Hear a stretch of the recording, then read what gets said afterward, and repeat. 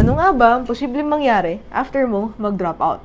Part 4 of my experiences as someone who dropped out to work and now I'm back in college. Number 7 is guilt, to rest and to waste time. Nakaka-guilty na wala kang ginagawa, lalo na if hindi ka pa nag-work. Kasi all your life, you've been studying, you've been doing responsibilities, and now, poof, bigla na lang nawala lahat. Dito rin talaga na-test yung patience ko. Syempre, kasi a lot of good things take time. Even if gusto ko na agad kumita ng malaking pera, hindi naman siya agad dadating. Katulad nga ng bread, kailangan niya ng oras para umalsa. Tayo rin, we also need time to rise and grow. Natutunan ko na lang din to be kinder to myself. Number 8, ma-feel mo na napag-iiwanan ka na ng batchmates mo, lalo na if graduating na sila. Siyempre, ngayon na nag-stop ka, yung journey mo, hindi na katulad ng ibang tao. Mahirap na i-measure yung progress kasi wala ka masyadong pagkukumperan.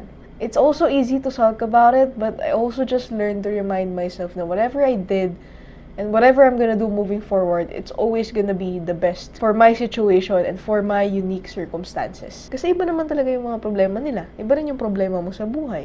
Kanya-kanya tayong problema sa buhay. Kailangan ko na lang din talaga maging komportable sa fact na hindi lang talaga katulad ng karamihan yung pinagdadaanan ko sa buhay.